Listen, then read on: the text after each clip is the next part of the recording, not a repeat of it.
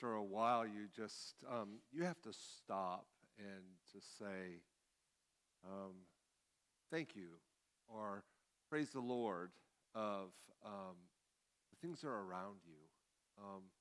This is not an uncommon thing to do, but especially this week, I just felt really blessed to be a part of a family.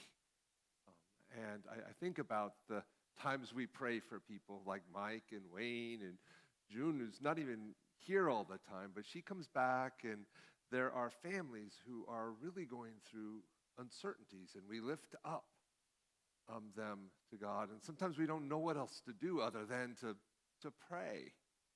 But we know what to do the other things. We need to gather. We need to show up. We need to be a part of a family.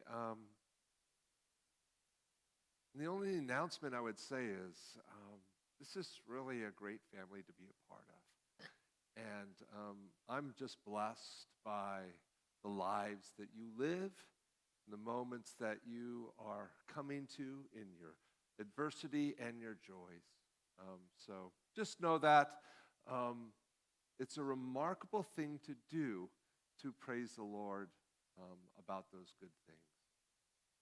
I'm not very good at building a lot of things. I'm going to ask Ethan to come down here to help me with that a job. I'm going to ask Ethan to do something that something that I would break. So Ethan, you're in the second grade, is that correct? All right.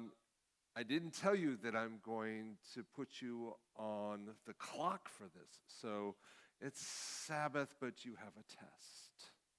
And when my hand goes up, we're going to have to clap whether you are done with your job or not.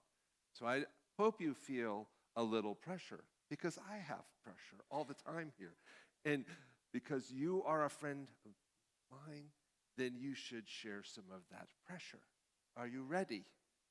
Okay, his job is to construct this airplane. Not to fly the plane, not to launch the plane, to toss it. I mean, all the words that you might think to get out of that impulse that you might have when it's done. I just want you to build it. Are you ready? And the hand goes up, whether he's done or not, you guys are going to give him a bit of a clap. Are you ready? The reason why he's building this airplane is because I need an illustration, because I'm not always that interesting. And so we use props and things like that, but this particular illustration that we're starting this message in Kings is important to have something visual, because I don't have the language and all of the things that we... And thank you so much. Ethan did it on the right side as well, because this airplane has two sides. One side is the happy side there, and then there's the other side that's terrified. And this is what happens when a pilot feels out of control in a plane. We're talking about a tailspin. Now, I don't know a whole lot, but I've been talking to a lot of people who fly planes and who are instructors, and we're talking about this whole idea of a tailspin. We're looking at this series with Elijah. We see this incredible moment of greatness and miraculous moments in life where you feel the blessing and the glory and the joy, and like everything is going right in your direction. And everything you say, it's going to happen. And whatever you prophesy, it's going to work. And everything you invest to and everything you try doesn't break. And the words that you say are good words, instead of people looking at you, raise your hand and roll your eyes. So in all of those things, you have that. But I have a story of a tailspin today in the book of, First Kings.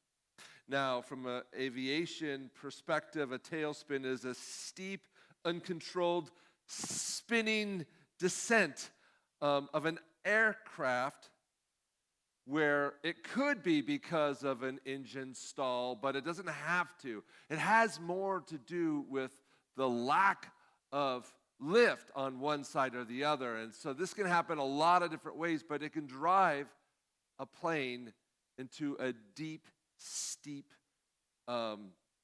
stall, and you will go into trouble in this. And I think I'm doing this, and it's the most crazy thing for me to do. And I don't understand why I'm using this illustration, because tomorrow I'll start on a travel. Well, I'll probably do about 12,000 miles in a plane in the next 10 days. So I'm not the smartest person in this room.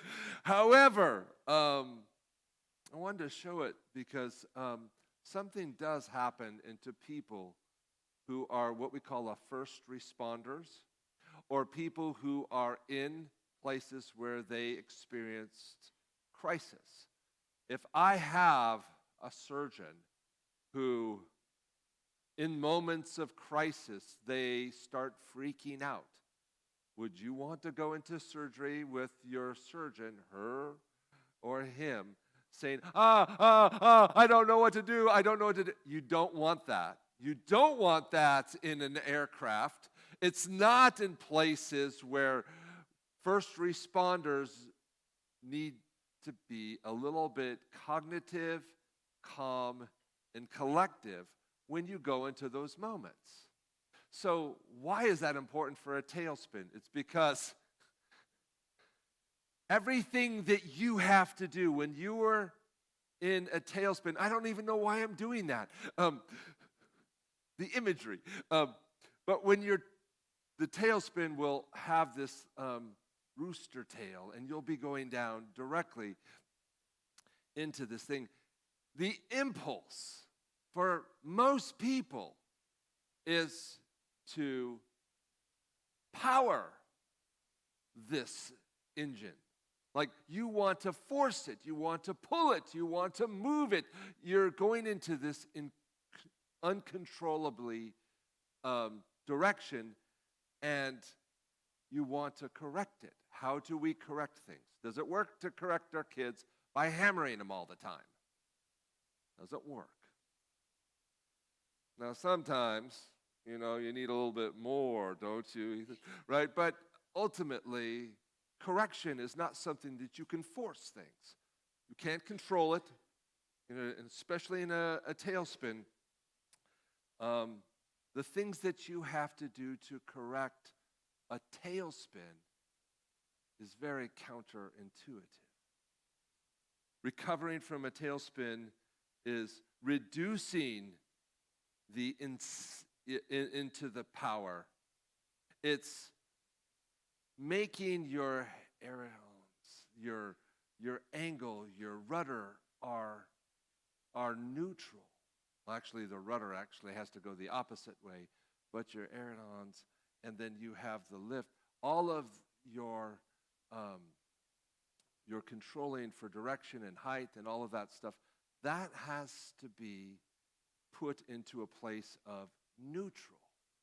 In other words, you need to let go of the control until you can find the lift again. The lift. You can't force it, you can't control it, you can't power it, and you can't create it. You must submit to a process. Well, we could say amen and have a prayer and walk away, but that was totally inappropriate right now. Because I think we need to talk about all these moments where we feel like we're in a tailspin. And it happens to just about everybody. You feel like everything is wrong, everything is broken, and everything is in the wrong direction when you did everything you possibly do to make it right. It just doesn't make sense. And so if you're just joining us in this series with Elijah, we pick up the story having Elijah. And this Elijah, he's one of many prophets in the Old Testament. We're doing 6 weeks on this story because it's a perfect story of life for us today. We had moments of the miraculous and how to negotiate that. We have moments in our lives where we actually have to make a decision, what we really believe about God. Is God really that important to you? Is God the only? Or are you going to share that worship, that loyalty, that your relationship with many things that are your God? Are you going to do that, or are you going to say, this time I need to be on this side or the other? And then we're thinking also today about that moments where God does show up, and we've seen it. You have miraculous moments. You have things where God is just moving us.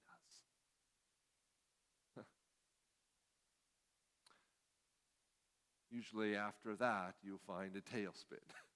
And in this story, Elijah is announced a drought, called people to loyalty to God and worship, make a decision,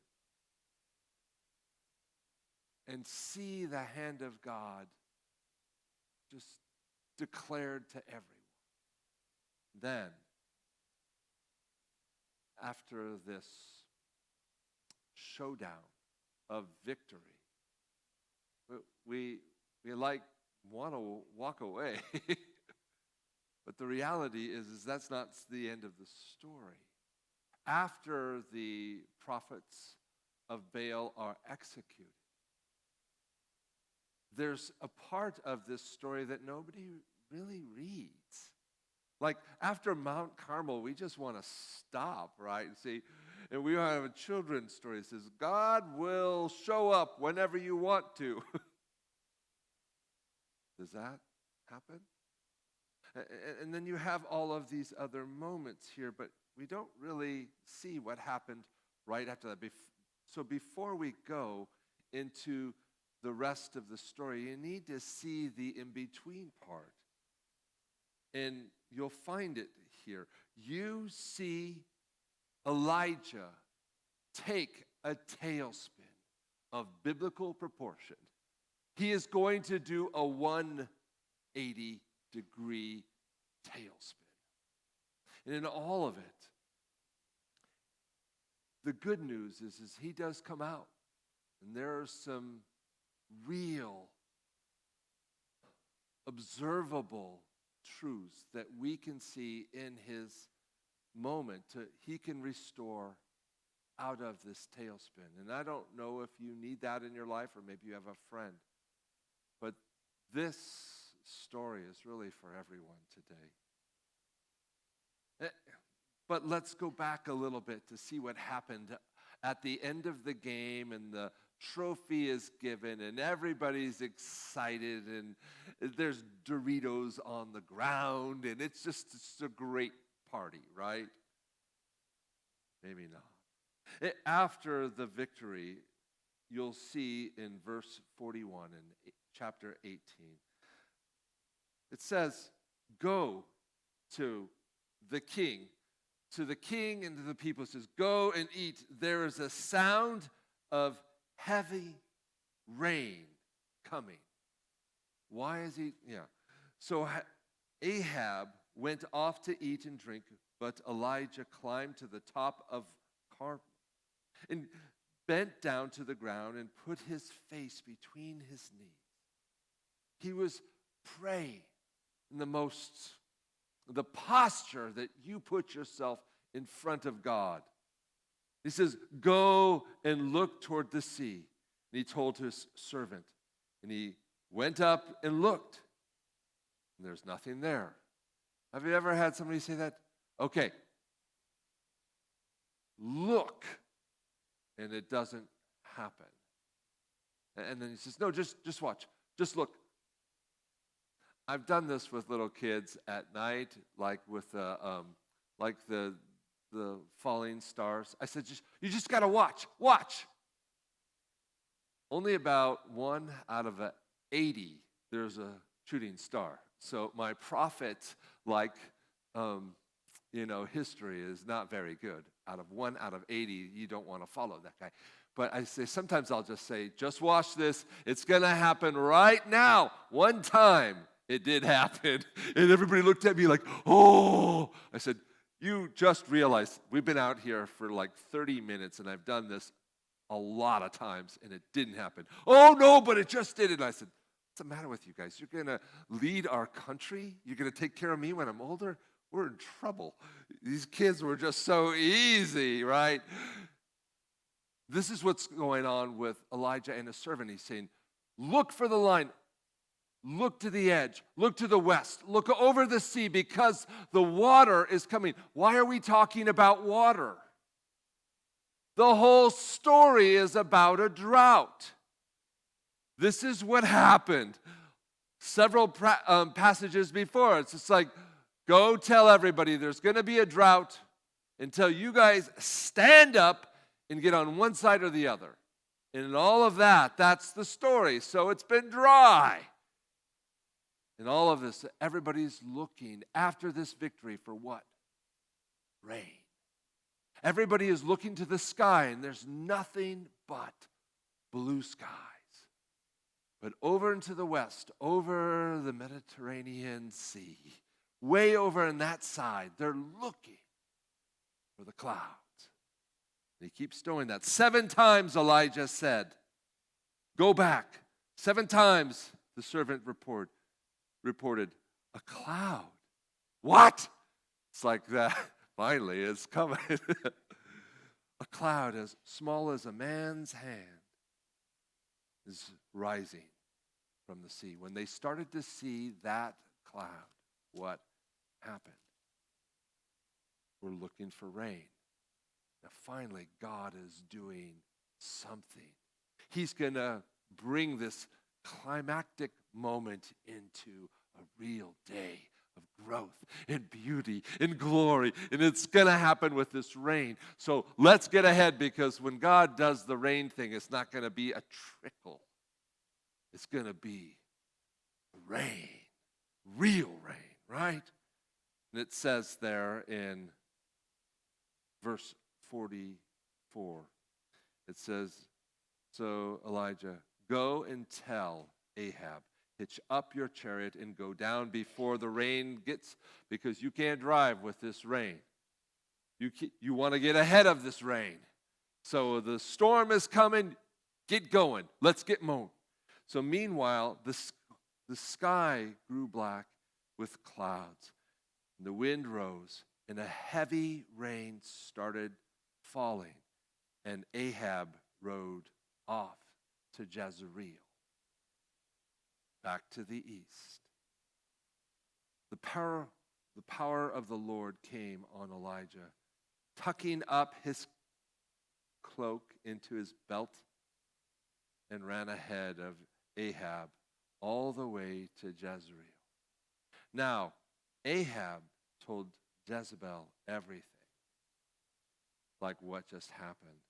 And Jezebel sent a messenger saying, you rascal, you're done. And that little prophecy that was just read before is a threat that has teeth in it. In verse 3, it says, Elijah was what? Afraid and ran for his life. And he went to Beersheba in Judah, and he left his servant, and he went into the wilderness. Before we just look at this, it's easy for us to say that he was afraid for his life. You need to understand, when I read this, that word is not in the Hebrew. It's not in the original language. I said it's different. The word afraid is not there. The word is Elijah saw what's going on. He's not out of his mind. He's not terrified. He saw what's going on. Now, the reality is, it is not. It is a terrifying thing to have a person in power to do that. But it just says, he saw and went. So that has nothing thing.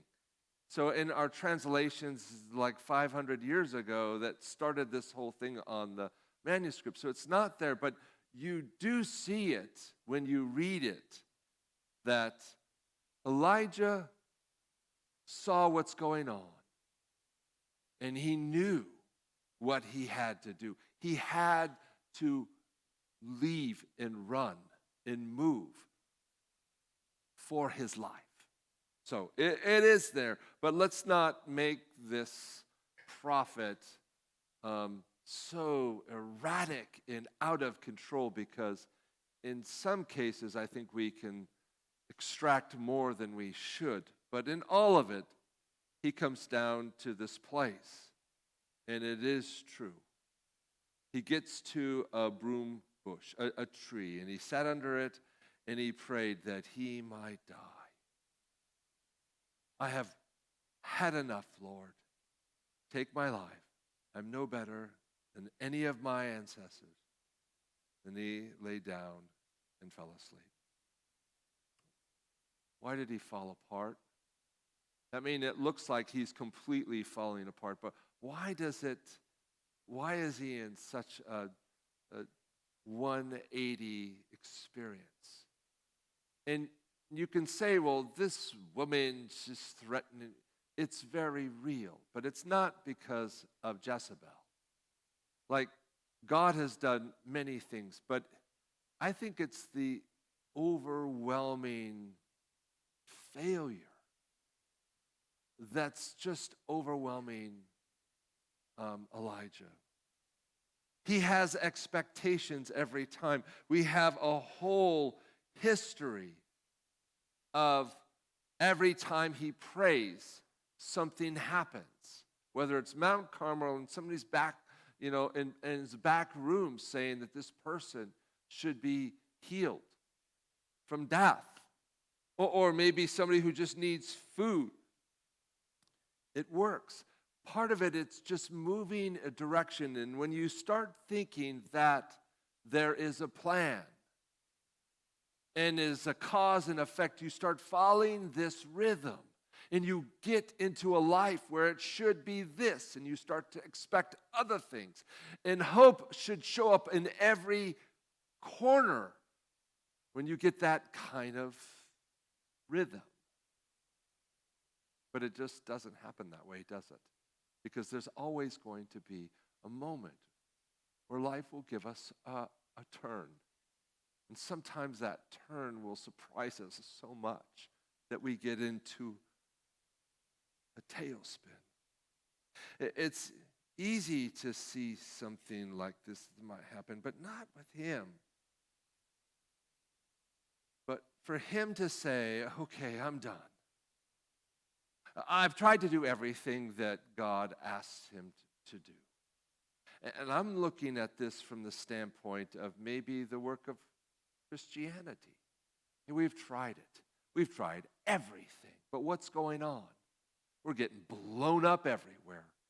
Attendance around the nation right now is at an all low at 28%. We tried everything. Where's this promised? Where's this victory? Where is this anthem that we should be shouting out? Where is all of that? And I start going down, I start crying, man. It doesn't look right for me. I do 2 and 2 together, and it turns out to what? 4. Should. I mean, when you start doing this over and over again, I think the disappointment just has a weight on us all the time. And then it's a burden that just gets to a place where we collapse. He's physically exhausted. He's emotionally drained. He's spiritually empty. In verse 5 and 6, it says, "And all at once an angel touched him and said, 'Get up!' And so he looks up, and by his head there was food, bread baked over hot coals." Like, you ever wonder why? Why don't you just have just a big thing of bread that's FedEx there, right? Or Amazon? Right. No, everything that was cooking, the whole process, the imagery is beautiful. It's not just resources are there, but all of the things that support that, it's right in front of him. That's beautiful. Jar of water. He ate and drank, and what did he do? He went back to sleep. That's what my wife does. And she has a day off, and it's just like she wakes up, because like the rhythm of life will wake, then she goes back to bed. Why would you do that? Like, I had to say this. When we were married, like the first week back from our honeymoon, I'm not going to, it's okay, right? Relax. She almost kicked me out because I wake up at 5 in the morning no matter what. And I'm standing at the edge of the bed, bouncing, saying, "Hey, it's Sunday." And she looked at me like I was a demon. Who are you? What did I do to deserve this? I said, "It's morning." "It is not morning." Now, she would never use bad words. She can do that with her eyes. I was in trouble. But I know what it's like when you're so tired that when you wake up, the only thing that you need to do is to do what? Go back to sleep. Having the snacks help. But the angel came, and he get up. He ate and drank again. So, what a great story, right? No, it's not done yet. You understand that Elijah is not erratic, but he's broken. He is disillusioned, but he's not done. He is really at the end of his rope. But he's not disconnected to God. And it feels like there is no connection to God. There is no hope. There's nothing left. But that's because we're that depleted as we should. Look at what happens here, and I'm just going to review. How do you pull out of a tailspin? To go from a tailspin to a more of a retreat experience. And I don't even like the word retreat. We're going to use a retreat here in Rosaria and things like that. But I don't even like retreat, because retreat is a word that you use in battle when you are losing and you just run around the other direction and hide, right? Try to reconfigurate your attack or reduce your losses. So retreat is kind of like, I'm not really sure I would rather have a charge. You know, we need to have a way to charge when we are struggling. But ultimately, I think there's an idea of putting a recharge instead of one or the other. There's some balance with that. A recharge. Maybe we should start talking about like the Rosaria thing should be called a recharge. Whatever it is, out of a tailspin, there's 4 things that you'll see real quickly into Elijah's experience. And you can see it if you just review it again and see the words. Number 1, how did he do it? Elijah prays. You see it in the text that the first thing he did when he was so depleted. And it seems like the most simple thing to say. All we have to do is what? Pray. But it matters. The first impulse for him in the text in verse 4, when he goes into that, is he did what? He prayed. And God is never going to be offended by our logic or our struggles or our anger or our disillusion or anything. He's never going to. But you can't have a conversation unless you have a conversation, right? And so the first thing you do, whether it's on your knees or put your head in the sky or your fist into the air, whatever it's going to do, the start your conversation with God must happen.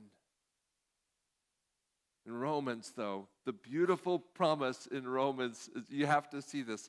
When you pray with crying, nothing's working, complaining, and all of this stuff, I'm done, get rid of me, get rid of them, get rid of this plan, I'm over.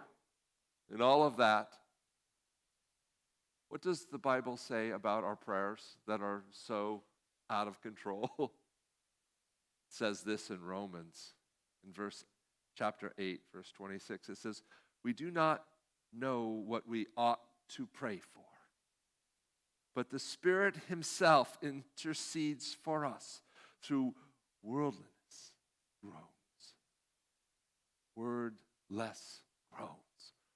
Real truth, real passion, real connection to God.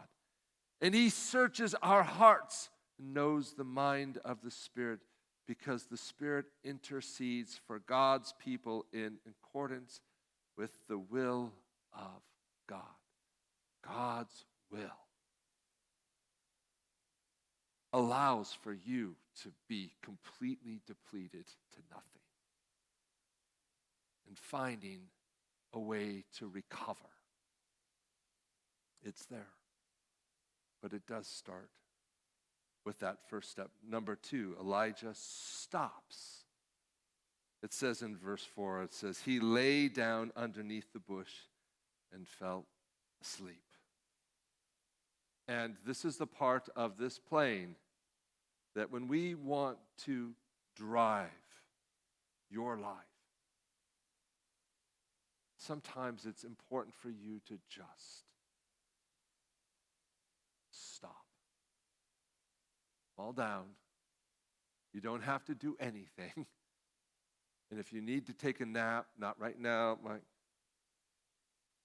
but soon, go to sleep, to rest.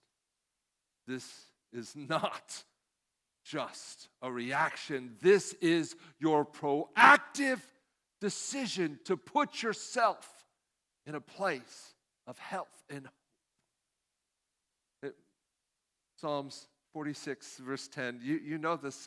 It says this in Psalms. It says, be still and know that I am God, that I am the captain. I am in charge. I have this. My plan is still good. It's still good.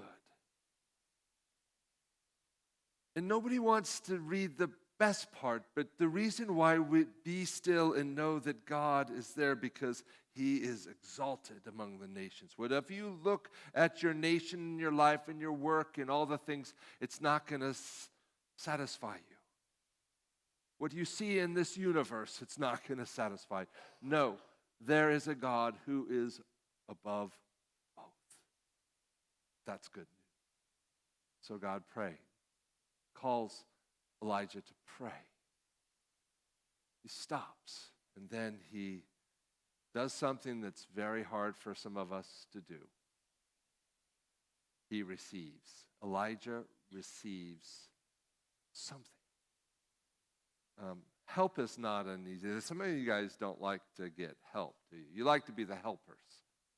Some of you like to be the one who comes in and the fixers and things like that. But when you have something broken, Chad, you're going to fix it. You're not going to call Troy. because I break more. So, but it would be fun to do it anyway. But say you need help, Mike. We got people who are very competent people in life, and we just don't like to get help. Sometimes it's inefficient. Sometimes it's just awkward. Sometimes it's vulnerable. Sometimes it just doesn't. It's just not something that we should do. But one of the things the gospel will tell us as people who are receiving any salvation, if you're going to walk through the gates of heaven one day, it's because you receive something. Get used to it. And why couldn't we just do that for each other? Why couldn't I ask for help? One of my best friends said, and he is always the guy who's always fixing things in my life. Finally, he said, I just need some help. You know what I did? I dropped everything for that. Why? That's a hard thing for some people to do, to ask for help. It says there in verse 5 and 6, he gets up. He has this reception of food and water, and he goes to sleep, and the angel of the Lord in verse 7 and 8 comes again a second time, and he ate and drank. And I'm saying, don't be shy about asking for help. It doesn't mean you're weak. It only means you are wise. The real fool is the person who doesn't think they need help in anything. That's the fool. And like in Isaiah, it says this in verse chapter 30, verse 18. It says, the Lord must wait for you to come to him so he can show you his love and compassion. For the Lord is faithful. Blessed are those who wait for his help. He prays, he stops. He does the hard thing that's to do, is just get in the reception mode. And then Elijah moves. He is not erratic. He's not completely lost. He's actually doing something with purpose. In fact, it says there, strength by that food, he traveled what?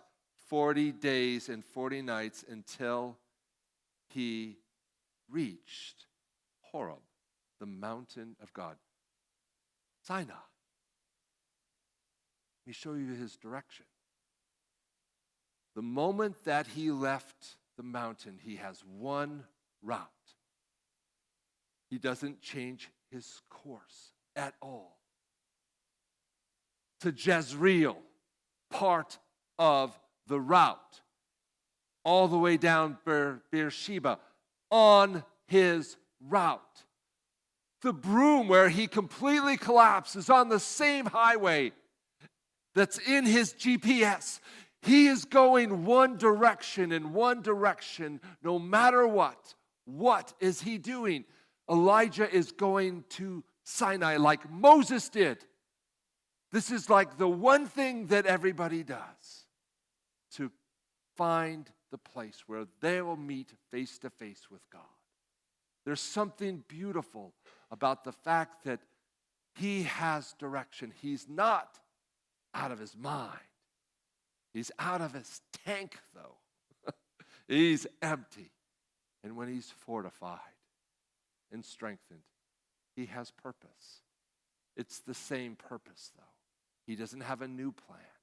Same plan.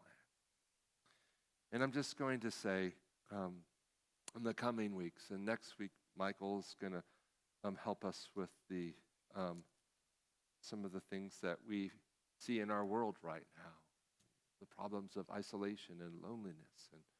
And so Michael Liebold will be here next week to lead with that. And then we're going to continue going into the guidance and how we actually find the voice of God in the coming week. So please come.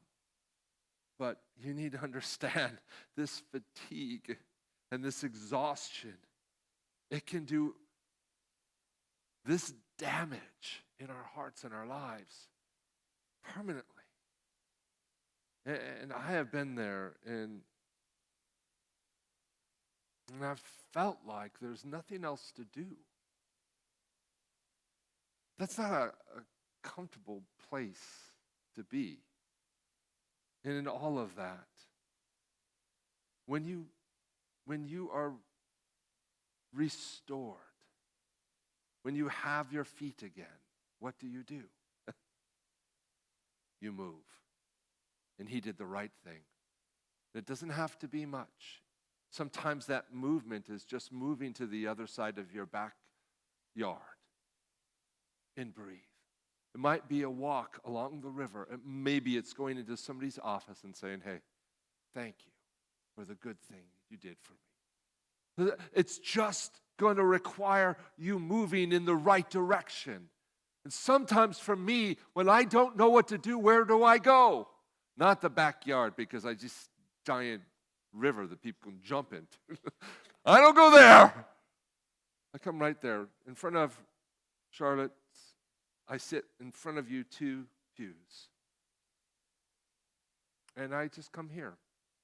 Sometimes I just walk around. Why? The movement does something to the brain and to the heart. When I know we're in the right direction, the right focus, and the right purpose, guess what? So, tailspins, turning into recharges. That's kind of what this story teaches us. It has to do with something that we should be really good with, but we're not. In the Seventh-day Adventist Church, we have a word, seventh day, the Sabbath. We've been giving a Sabbath to rest, to stop. And this is not something that is just a funky thing that we're doing, weird. The whole world is now looking to this rest now. And this is real for us. It's not just there because we have, bats? Bats have like a sense of, these little tiny animals live like for 20 years sometimes. Why? Because their heartbeats go to 180, but when they rest, they go to 3. They completely go underneath to rest. Farmers rotate the ground of their crops for a reason. Why? Depleted. Seasons stop for rain to get the heat into the cold. And don't you see, in our whole created world, we have rest intrinsically, inherently put into our lives. You have to sleep at some point. Why? You can caffeinate yourself all you want, but you will have to, at some point, your brain will say, sleep. And it's going to do it for you, whether you like it or not. God created humans, and the Creator himself planned it. His creative work, he did it. Tired? No. But he knew the value of a recharge. Do you know Frederick Taylor in 1890? He's the guy who did a study of all of the work and labor of efficiency. It's the first one we had on efficiencies in our country. And now we have what we call coffee breaks. Because of this person, he said they found out that if you have a break, they'll work better, a little bit better. People will work more effectively with rest, criticism, failures, uncertainties, sicknesses. And so I'm thinking, I'll just read this. If you want to read this, I don't have a slide, but I just read this again before, and I'll leave it with you today. The music team can come up here. I'm going to read this. It's Deuteronomy chapter 5. And it starts in verse 17. And it says, never forget what the Amalekites did to you as you came from Egypt. They attacked you when you were exhausted and weary. And they struck down those who were straggling behind. They had no fear of God. Because that's a dirty trick, isn't it? Read this. Therefore, when the Lord your God has given you rest from all of your enemies in the land, he has given you a special possession. You must destroy the Amalekites and erase their memory in this heaven. It'll happen. But never forget how this happens. It's time to come out of this tailspin. You'll find it. And you'll see it. And as we do that, Lord, let's look for each other in this process too. Let's sing together.